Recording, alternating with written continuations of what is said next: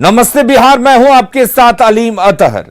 बिहार झारखंड सहित पूरे देश में कोरोना को लेकर हालात बद से बदतर हो जा रहे हैं। ऐसे में जरूरी है कि आप मास्क का इस्तेमाल करें और मास्क का इस्तेमाल हर किसी को करना चाहिए। एकमात्र यही उपाय है जो इस संक्रमण को फैलने से रोक सकता है। हम भी मास्क का इस्तेमाल करते हैं। जब स्टूडियो से बाहर होते हैं तो हमेशा मास्क लगाए रखते हैं, लेकिन स्टूडियो में सिर्फ और सिर्फ हम होते हैं, इसलिए यहां पर मास्क को उतारा जा सकता है और मास्क को रखा जा सकता है। लेकिन जब बुलेटिन खत्म होने के बाद हम बाहर जाते हैं तो फिर से इस मास्क का इस्तेमाल करते हैं, क्योंकि बिहार में कोरोना से हालात बिगड़ते ही जा रहे हैं। महामारी की जानलेवा रफ्तार हर दिन एक नया रिकॉर्ड बना रही है। अब तक का सारा रिकॉर्ड तोड़ते हुए पिछले 24 घंटे में कोरोना ने राज्य में 41 मरीजों की जान ले ली, जिसमें सबसे अधिक पटना में एनएमसीएच में 8 मरीजों की मौत हुई है। वहीं पीएमसीएच में 6 और पटना एम्स में 3 मरीजों की सांसों ने उनका साथ छोड़ दिया। अकेले पटना में ही 17 मरीजों की मौत से हड़कंप मचा है। कोरोना के नए केस की बात करें तो बिहार में 24 घंटे में 7,487 नए पॉजिटिव केस मिले हैं, जिसमें सिर्फ पटना में ही सबसे अधिक 2,672 नए संक्रमित मिले हैं, जिससे राज्य में कुल एक्टिव केस की संख्या 49,527 तक पहुंच गई है। बिहार में कोरोना मरीजों की मौत के आंकड़े बढ़ने से रिकवरी रेट में भी काफी गिरावट आई है। बिहार में कोरोना मरीजों की रिकवरी रेट घटकर 84.52% पर आ गई है।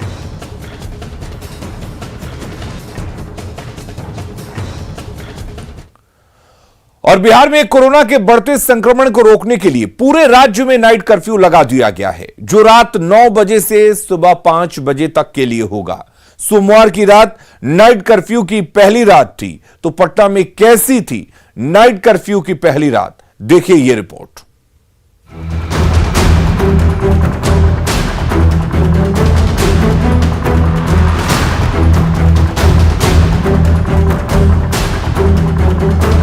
सोमवार की रात बिहार में 8 घंटे के कर्फ्यू की पहली रात थी। लिहाजा राजधानी पटना की सड़कों पर लोगों की समझदारी देखने और सरकार के आदेशों का पालन कराने के लिए डीएम, एसएसपी समेत तमाम आला अधिकारी सड़कों पर उतरे और लोगों को समझाने के साथ साथ चेतावनी और फाइन भी लगाते दिखे। हर चौक चौराहे का मुआयना पटना के डीएम और एसपी लगातार कर रहे हैं। एसएसपी इस वक्त आप देख रहे हैं तस्वीरों में राजधानी पटना में घूम रहे हैं और गाड़ियों से जो लोग यहाँ पर गुजर रहे हैं उनसे बराबर पूछताछ की जा रही है। 9 बजे के बाद जो गैर जरूरी वाहन है या गैर जरूरी मूवमेंट है उस पर रोक लगाई गई है। इसमें एक बात उल्लेखनीय है कि बस स्टैंड चालू है, स्टेशन चालू है, एयरपोर्ट चालू है। इस वजह से कुछ आपको रात में कमर्शियल व्हीकल्स, ऑटो, टेम्पो दिख सकता है। ये पब्लिक के मूवमेंट को रोकने के लिए है कि जो लोग कहीं ट्रैवल नहीं कर रहे हैं या किसी इमरजेंसी में नहीं जा रहे हैं, वो लोग 9 बजे से निकलना बंद कर दें। उसी को थोड़ा सा और स्ट्रिक्ट करने के लिए 6 बजे से आज दुकानें बंद की गई। डाक बंगला चौराहा पर मीडिया के कैमरे में कैद बीजेपी के विधान पार्षद पत्रकारों पर ही झल्लाने लगे। देखिए नवल किशोर यादव जी हैं, वो भी निकले हुए हैं। नवल किशोर यादव जी भी निकले हैं रात 9 बजे। हटा दे, खींचो। वहाँ कोई जा रहे हैं, स्टेशन जा रहे हैं, कोई जा रहे हैं, किसी को छोड़ने जा रहे हैं, पीएम से जा रहे, कोई बीमार। तू ही लोग ज्यादा बाजार खराब। तो बिल्कुल देखिए नवल किशोर यादव हैं, वो बता रहे हैं कि पीएम से जा रहे हैं और वो बता रहे हैं कि मीडिया ही ज्यादा जो है वो बाजार खराब कर रही है। जनप्रतिनिधि हैं, उन्हें भी समझना चाहिए कि किस तरीके से कानून है उसका पालन करना जरूरी है, लेकिन उनके पास अपने अब तर्क हैं। मीडिया पर झल्लाने से कुछ नहीं होगा, उनकी भी रिस्पॉन्सिबिलिटी है। घड़ी की सुई जैसे जैसे आगे बढ़ती गई, नाइट कर्फ्यू तोड़ रहे लोगों के प्रति पुलिस भी सख्त होती गई। चेतावनी और जुर्माने से भी बात नहीं बनते देख पुलिस ने गाड़ियों को जब्त करना शुरू कर दिया।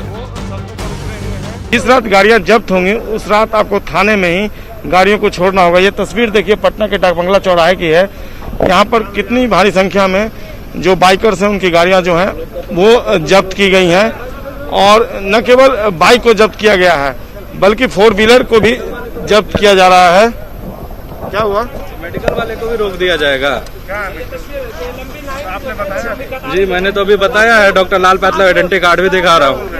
ये लोग तो बोल रहे जाने ही नहीं दे रहे, 9 बजे के बाद किसी को अलाउड नहीं है। मेरे पास में भी खाना है पेशेंट का। 9 खाना है तो आप 9 बजे के पहले क्यों? अब जितने बजे वहाँ पे बोला जाए, अकेला हम ही है घर में खाना। तो थोड़ी होता है। अगर नाइट कर्फ्यू को इम्प्लीमेंट कौन करवाएगा? अगर आम जनता नहीं करवाएगी तो कौन करवाएगा? खाना तो लेकिन मेरे साथ मजबूरी है सर, मैंने खुद खाना बनाया पहुँचा रहा हूँ। आप 7 बजे खाना बना लेते। अगर हर कोई ये मुझे नहीं पता था इतना ना। वायरस के वार से बेखबर और बेपरवाह लोगों को सबक सिखाने का ये सिलसिला हड़ताली मोड़ पर भी जारी रहा, जहां खुद पटना के डीएम ने मोर्चा संभाल रखा था। गाड़ियां जो हैं वो लगातार जब्त की जा रही हैं। भारी संख्या में पुलिस के जवान भी सड़कों पर उतरे हुए हैं और जाहिर सी बात है कानून का उल्लंघन करना लोगों को भारी पड़ता दिख रहा है। अब जितनी भी गाड़ियां उनको जब्त की जा रही है और खुद पटना के जिलाधिकारी हैं। इस वक्त ये हड़ताली मोड़ की तस्वीर है। काफी संख्या में जो लोग हैं वो सड़कों पर उतर रहे हैं और उन्हें पकड़ा जा रहा है। लोग देख रहे हैं कि 99% लोग जो हैं वो स्वेच्छा से अनुपालन कर रहे हैं नाइट कर्फ्यू का भी। और दुकान भी हम लोगों ने देखा कि शाम को स्वतः स्फूर्त था, लोगों ने बंद किया है। लोगों को समझ में आया है कि अब जो खतरा है वो बहुत ज़्यादा बढ़ गया है। लेकिन कुछ लोग हैं जो कि रात में अभी निकल रहे हैं, जिसको हम लोग देख रहे हैं जगह जगह बैरिकेडिंग करके। इसमें हम लोग ये देख रहे हैं कि कुछ तो इसेंशियल सर्विसेज के लोग हैं, उनको छोड़ा जा रहा है, और जो बिना किसी कारण के घूम रहे हैं उनको हम लोग फाइन कर रहे हैं और उनका वाहन भी जब्त किया जा रहा है। आप देखिए तस्वीरों में जो गाड़ियां हैं वो भी सड़कों पर हैं। लोग लाख आरजू मिन्नतें करते रहे। तस्वीर देखिए, लोग अपनी तरह तरह से बहाने कर रहे हैं, लेकिन पुलिसकर्मी, पुलिस अधिकारी इस बात को मानने को तैयार नहीं है। और बहुत कम लोग ऐसे हैं जो कानून का अभी पालन नहीं कर रहे हैं। तो अब प्रशासन जो है वो लगातार सख्ती के मूड में दिख रहा है। लोग जो हैं वो पकड़े जा रहे हैं। इनसे पूछते हैं, आप रात में 9 बजे के बाद क्यों निकले? डाक बंगला छोड़ा गए हुए थे। शायद लोगों के पास कुछ जवाब भी नहीं है। और ये तस्वीर है राजधानी पटना की, जहां पर इतनी भारी संख्या में गाड़ियों को जब्त किया जा रही है। आपके लिए भी चेतावनी है कि नाइट कर्फ्यू को इम्प्लीमेंट करवाने के लिए आप सहयोग दें प्रशासन को और रात में 9 बजे पहले अपने घरों तक पहुंच जाएं। कैमरा पर्सन दीपक के साथ संजय कुमार, न्यूज़ 18 पटना। तो बिहार में कोरोना से बिगड़ते हालात पर काबू पाने के लिए राज्य में नाइट कर्फ्यू लगाया गया है, जो रात के 9 बजे से सुबह 5 बजे तक होगा। सोमवार की रात नाइट कर्फ्यू की पहली रात थी, लिहाजा नाइट कर्फ्यू को सख्ती से लागू करने और लोगों को जागरूक करने के लिए आला अधिकारी सड़कों पर उतरे। आपके टीवी स्क्रीन पर एक साथ 4 शहरों की तस्वीरें हैं, गया, खगड़िया, नवादा और बाढ़ की। कई शहरों में लोग खुद सतर्क दिखे और नाइट कर्फ्यू का पालन करते भी नजर आए, जबकि कुछ जगहों पर पुलिस के अधिकारियों को सख्ती भी दिखानी पड़ी।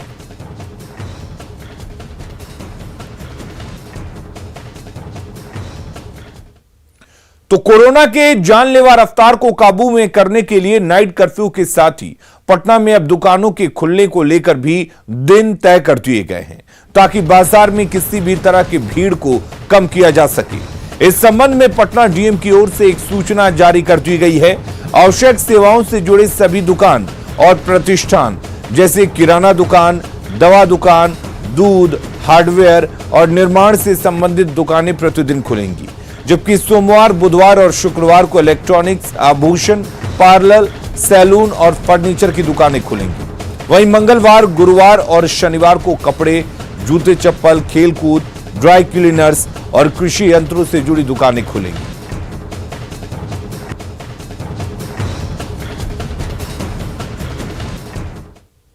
दुकानों को 3 कैटेगरी में बांटा है। एक तो जरूरी सेवा और जरूरी सामान वाली जो दुकानें हैं वो प्रतिदिन खुलेंगी। उसमें किराना स्टोर है, दूध का सामान है, दूध है, मेडिसिन है और अस्पताल है, गैरेज हैं, बिल्डिंग मटेरियल्स है। तो इसको हम लोगों ने देखा है कि ये प्रतिदिन खुलेंगी, क्योंकि इससे रोजगार भी जुड़ा हुआ है लोगों का और आवश्यक सेवा और सामान भी जुड़ा हुआ है। कुछ दुकानें हैं जो कि हम लोगों ने सप्ताह में 3 दिन किया है, जैसे इलेक्ट्रॉनिक्स की हैं, इलेक्ट्रिक की हैं और हम लोगों ने जैसे ज्वेलरी की हैं, फर्नीचर की हैं, ये सब 1 दिन खुलेंगी।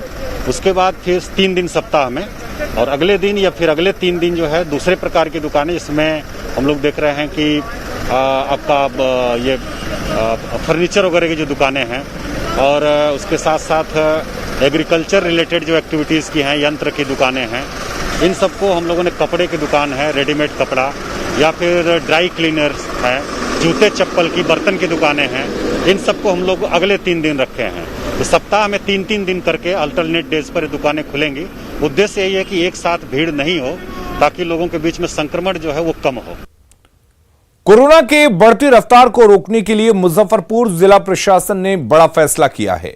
जिले में बाजार अब हफ्ते में 3 दिन पूरी तरह बंद रहेंगे, जबकि 4 दिन बाजार सुबह 10 बजे से शाम 5 बजे तक खुलेंगी। व्यापारियों और चैंबर ऑफ कॉमर्स के पदाधिकारियों के साथ बैठक के बाद यह फैसला लिया गया। डीएम प्रणव कुमार ने बताया कि सोमवार से गुरुवार तक 10 बजे से 5 बजे तक दुकानें खुलेंगी, जबकि शुक्रवार से रविवार तक जरूरी सेवाओं को छोड़कर पूर्णबंदी रहेगी। जिले में भी सभी दुकानों को 6 बजे के पूर्व बंद करने का आदेश दिया गया है, और उसी क्रम में उसकी मोडालिटी तय करने के लिए आज हम लोगों ने एसएसपी, एसपी सिटी, एसडीएम्स दोनों और डीएसपी, और इसके साथ साथ जो जिले के विभिन्न जो प्रतिष्ठान हैं, जो व्यवसाय हैं, उसके प्रतिनिधियों के साथ, जिसमें चैम्बर ऑफ कॉमर्स के लोग थे, थोक व्यवसायी संघ, थोक वस्त्र विक्रेता संघ, इस तरह से अन्य फुटकर विक्रेता संघ के जो प्रतिनिधि थे, उनके साथ विचार विमर्श करके सामूहिक रूप से। और इस बीच एक बड़ी खबर बता दें, एनएमसीएच में आज से 500 बेड की सुविधा होगी। पटना के एनएमसीएच में आज से बेड की क्षमता बढ़ जाएगी। आज से 500 बेड पर कोरोना के मरीजों का इलाज होगा। 400 बेड पर ऑक्सीजन की व्यवस्था की जाएगी। एनएमसीएच में 50 बेड पर होगी आईसीयू की व्यवस्था। अब तक 160 बेड की है एनएमसीएच में कोविड को लेकर क्षमता। एनएमसीएच के अधीक्षक डॉक्टर विनोद कुमार सिंह का बयान आया है, आज से कोविड डेडिकेटेड अस्पताल के रूप में काम करेगा एनएमसीएच।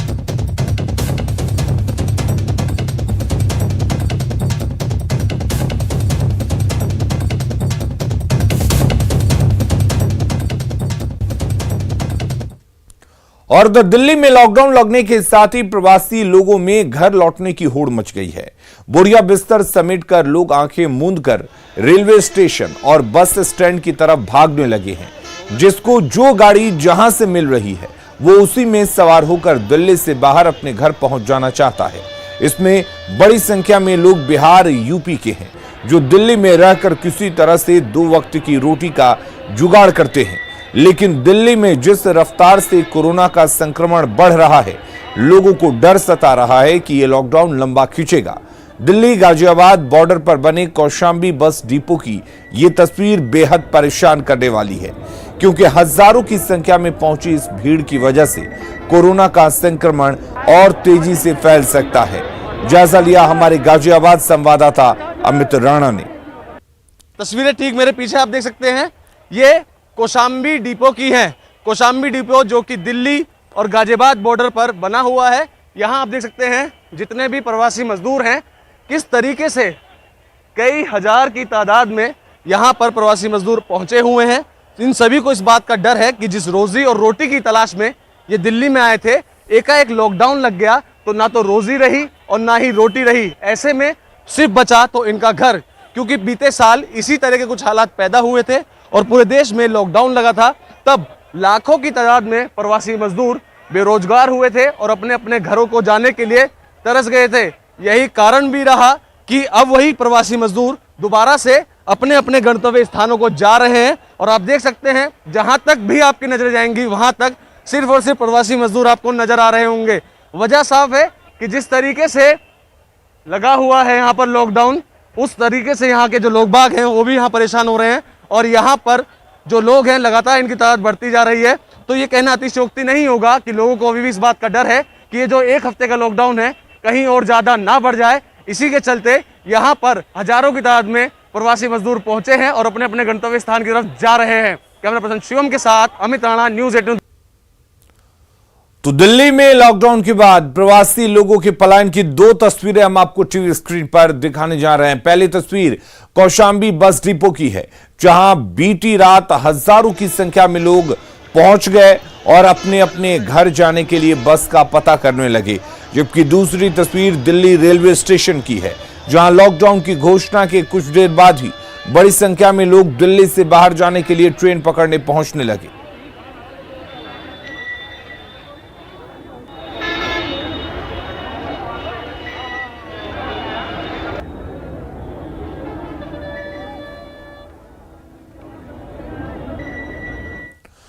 बिहार विधानसभा के अध्यक्ष विजय कुमार सिन्हा ने सभी राज्यों से अपील की है कि बिहार के जो प्रवासी लोग जहां हैं वहां उनके खाने पीने और देखरेख की व्यवस्था की जाए। विजय सिन्हा लोकसभा अध्यक्ष ओम बिरला की अध्यक्षता में आयोजित कोविड-19 महामारी की मौजूदा स्थिति में जनप्रतिनिधियों की भूमिका एवं दायित्व को लेकर एक वर्चुअल मीटिंग में शामिल थे। इस दौरान विजय सिन्हा ने राज्यों से अपील की है कि अन्य राज्यों में कार्यरत बिहार के प्रवासी कामगारों, नौकरी पेशा वालों और विद्यार्थियों पर अनावश्यक रूप से बिहार लौटने का दबाव न बनाया जाए।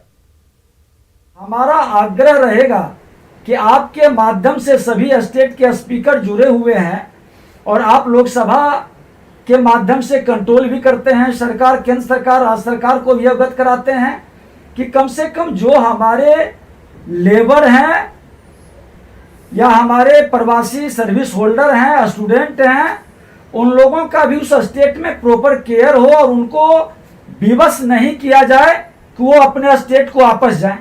क्योंकि कारोबारी करने वाले लोग बंद कर देते हैं और उत्साहित करते हैं कि आप लौट जाएं अपने स्टेट को। ऐसी अफरा तफरी की स्थिति में संक्रमण का रेट बढ़ जाता है। वातावरण, उन लोग संक्रमित लोग भी जैसे तैसे निजी गाड़ी से, प्राइवेट गाड़ी से, ट्रेन से आपस होते हैं। तो इस पर थोड़ा ध्यान देने की जरूरत है। कोरोना की जानलेवा रफ्तार पर ब्रेक लगाने के लिए केंद्र सरकार ने बड़ा फैसला लिया है। 1 मई से 18 साल से ऊपर के सभी लोगों को वैक्सीन दी जाएगी। प्रधानमंत्री नरेंद्र मोदी की अहम बैठक के बाद यह फैसला लिया गया। राज्य सरकार सीधे कंपनियों से टीका ले सकती हैं और खुले बाजार में भी वैक्सीन मिलेगी। इसका मकसद ज्यादा से ज्यादा लोगों को जल्दी से जल्दी टीका लगाकर कोरोना से लड़ने में एक सुरक्षा कवच बनाना है। कोरोना की दूसरी लहर में बड़ी संख्या में युवा और बच्चे भी इसकी चपेट में आ रहे हैं। ऐसे में उन्हें सुरक्षित करने के लिए भी टीकाकरण जरूरी है। दिल्ली, पंजाब और महाराष्ट्र जैसे राज्यों में लगातार युवाओं को टीका लगाने की मांग उठ रही थी।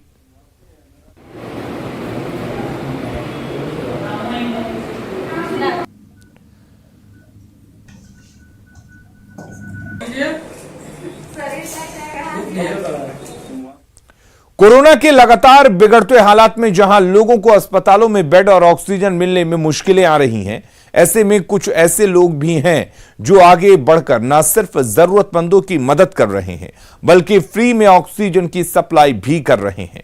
पटना के एक ऐसे ही शख्स तक पहुंची न्यूज 18 की टीम। आप भी मिलिए ऐसे कोरोना को मात देने में मदद करने वाले इस जांबाज से।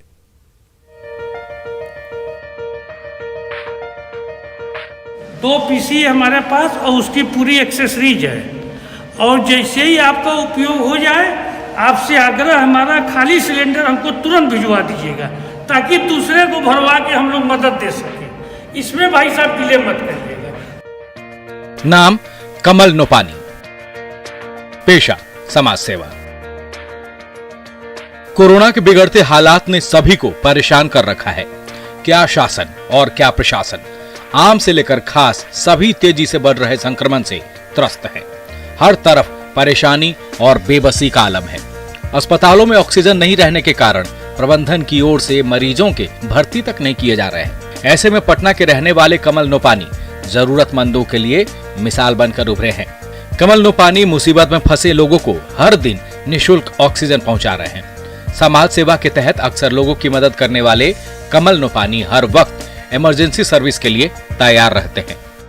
ऑक्सीजन इस कोरोना काल में एक लाइफलाइन बन चुका है। बहुत बड़ी समस्याएं हो चुकी है। जिस ढंग से लोगों के ऑक्सीजन लेवल कम हो रहे हैं तो इसकी आवश्यकता दिखी। 50 सिलेंडर की व्यवस्था की है और जिन नीडी लोगों को एक दूसरे को पता लग रहा है, लोग आ रहे हैं और निःशुल्क उनको हम लोग पहुंचाने तक का काम कर रहे हैं। पिछले साल लॉकडाउन में प्रवासी मजदूरों और जरूरतमंदों को खाना खिलाते रहे, लेकिन इस बार जब कोरोना की दूसरी रफ्तार खतरनाक तरीके से देश भर में पांव पसार रही है, तो ऐसे में नोपानी उन लोगों की मदद के लिए आगे आए जिनका ऑक्सीजन के बिना सांस लेना मुश्किल हो गया है। अब तक सैकड़ों लोगों की मदद करने वाले नोपानी एक फोन कॉल आते ही अपनी कार की डिक्की में ऑक्सीजन सिलेंडर डालकर निकल पड़ते हैं मदद के लिए। इस तरह की सेवा देने का अवसर मिलेगा मुझे, तो हम इस सेवा को निर्विवाद रूप से जारी रखेंगे, ताकि बिहार में, पटना में लोगों को ज़्यादा से ज़्यादा लाभ मिल सके और लोग इस समस्या से निदान कर सके। कमल नोपानी की ये छोटी सी कोशिश कई लोगों के लिए संजीवनी का काम कर रही है। कोरोना के इस मुश्किल वक्त में लोगों की शिद्दत से मदद कर जिंदगी बदल देने वाले नोपानी की सेवा समाज के लिए किसी रहमत से कम नहीं। न्यूज़ 18 के लिए पटना से रवि एस नारायण की रिपोर्ट। खबरें लगातार जारी हैं, आप बने रहिए न्यूज़ 18 बिहार झारखंड के साथ।